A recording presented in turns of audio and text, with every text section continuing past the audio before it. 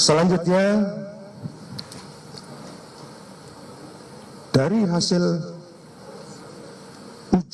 pengujian terhadap barang bukti yang dilakukan oleh laboratorium forensik digital terkait CCTV yang ada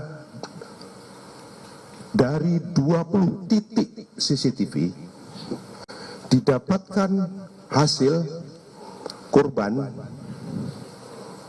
mulai berangkat dari kantor pada hari Senin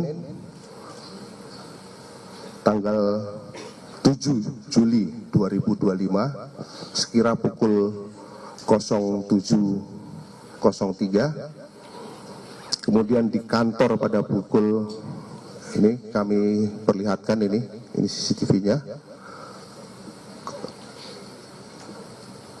ini CCTV-nya 7.03, kemudian ini adalah pada saat masa kantor 7.20, kemudian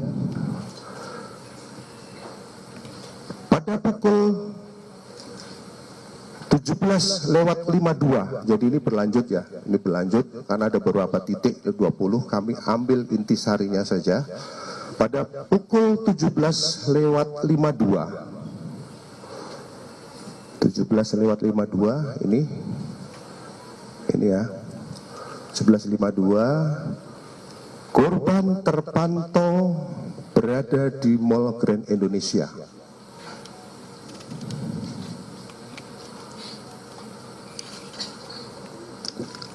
Ini selaras juga dengan hasil analisa terhadap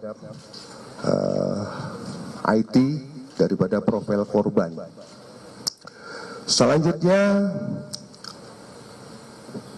korban pada pukul 21.39 termonitor memasuki Kemenlu. Ini sebelah kiri, rekan-rekan sekalian, 21.39 memasuki Kemenlu.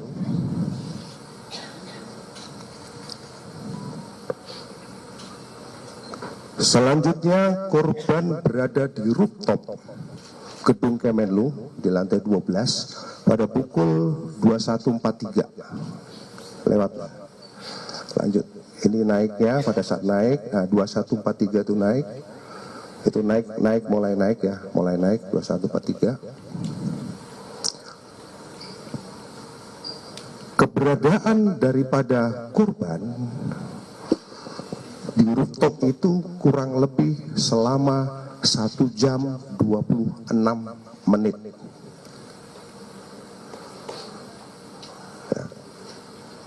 Berdasarkan pengamatan dari CCTV,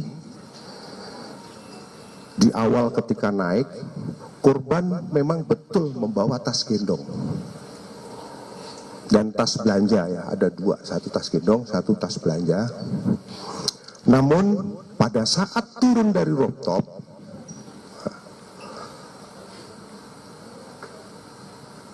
korban sudah tidak membawa tas gendongnya kembali maupun tas belanjanya. Jadi pada saat naik membawa, pada saat turun itu korban sudah tidak membawa lagi. Selanjutnya, ini pada saat turun korban sudah tidak membawa nih. Yang di tengah ya, rekan-rekan sekalian. Nah, ini yang di tengah, ini terlihat korban sudah tidak membawa tas ini. 23. 2309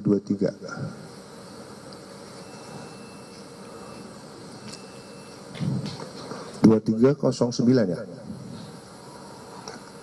Ulangi, 2309 ini pada saat turun sudah tidak membawa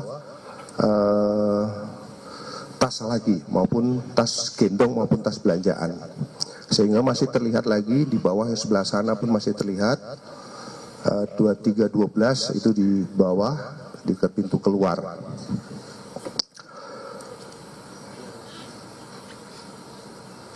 Rekan-rekan sekalian, selanjutnya pada pukul 23.23 korban termonitor masuk di pintu kos. Ini malah pintu kos ini sebelah kiri. Saya ulangi, nah ini pintu kos. Ini pintu kos, adalah pintu kos ini.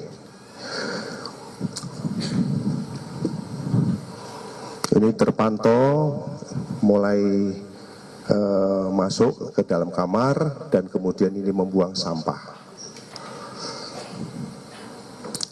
Lanjut.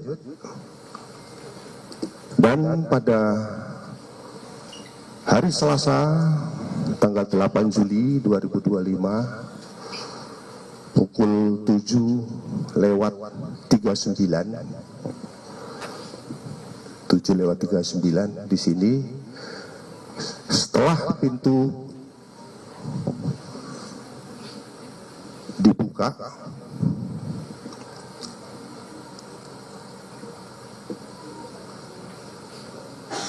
baru ditemukan meninggal. Rekan-rekan sekalian, perlu kami sampaikan dari berdasarkan hasil pemeriksaan terhadap file CCTV yang dilakukan oleh Laboratorium Digital Forensik, disimpulkan bahwa tadi sudah disampaikan sepanjang durasi video dimaksud, pada setiap frame-nya saling bersesuaian dengan tidak ditemukan adanya pemotongan ataupun penyisipan frame pada file multimedia jenis video. Ini sudah kami sampaikan. Kemudian yang kemarin menjadi bahasan di media, kenapa arahnya itu berubah ketika pada saat mulai mencongkel. Kemarin kami sudah melakukan konfirmasi dengan mohon maaf, dengan istri daripada korban terkait dengan CCTV kenapa bergeser. Hal tersebut terjadi setelah adanya permintaan dari istri kepada penjaga kos waktu itu lewat telepon, via telepon kepada penjaga kos atas nama Siswanto, saudara S, untuk mendobrak kamar milik korban, sehingga penjaga kos meminta izin kepada pemilik kos untuk melakukan pendobrakan, dan hal tersebut disikapi oleh pemilik kos dengan menggeser sudut CCTV dan memastikan tindakan yang dilakukan oleh penjaga tersebut dengan maksud untuk memastikan tindakan yang dilakukan oleh penjaga tersebut. Hal ini juga diperkuat dengan adanya video yang diambil secara live, ya, artinya secara live, bukan live, rekaman video yang diambil oleh teman sekamarnya yang ikut mendobrak pada saat itu. Ini Bapak ini, Bapak F, ini merupakan teman kamar dari satu kos. Ini diperkuat dengan rekaman video yang diambil oleh Bapak F ini.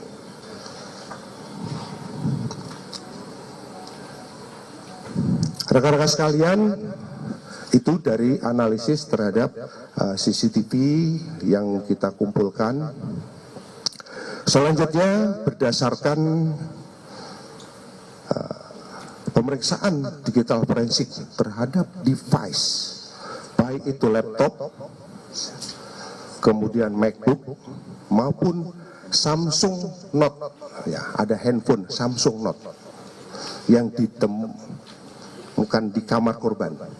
Ini ada satu handphone yang ditemukan di kamar korban.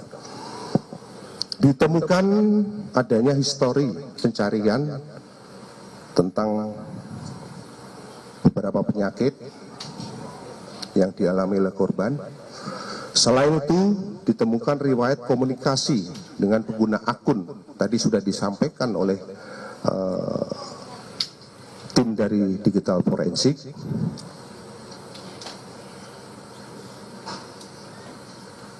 yang intinya bahwa yang terpenting terhadap hasil penelitian ini bahwa belum ditemukan adanya informasi ataupun dokumen elektronik yang berisi muatan ataupun ancaman baik fisik maupun psikis maupun ancaman kekerasan terhadap korban. Jadi saya ulangi lagi, dari hasil penelitian secara digital tidak ditemukan ancaman fisik maupun psikis terhadap korban, termasuk ancaman kekerasan. Selanjutnya, berdasarkan hasil pemeriksaan sidik jari yang dilakukan oleh Pusiden Baris Krim Polri terhadap barang bukti berupa lakban kuning merek Daimaru dan 1 buah gelas kaca terhadap korban, bahwa lakban yang ditemukan pada jenazah adalah lakban yang dibeli ya, lakban yang dibeli bersama istrinya di salah satu toko di Yogyakarta. Ini kami sudah konfirmasi dan kemarin sampel yang sama itu sudah diserahkan sama kami. Kemarin sudah kita kembalikan lagi ya sampelnya kalau tidak salah ya.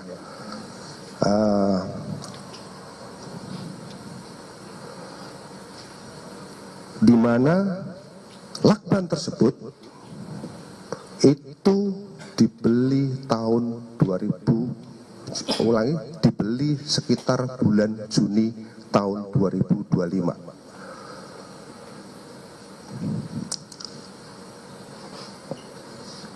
Selanjutnya, berdasarkan pemeriksaan daripada DNA yang dilakukan oleh Puslapor Baris Krim dengan meliti terhadap 11 barang bukti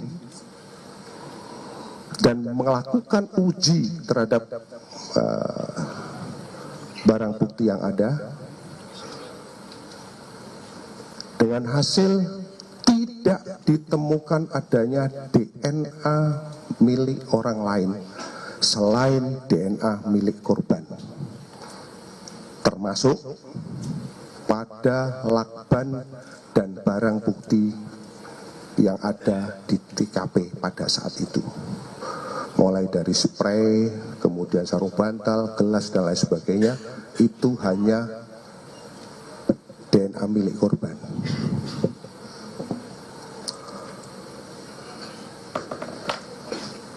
Selanjutnya, berdasarkan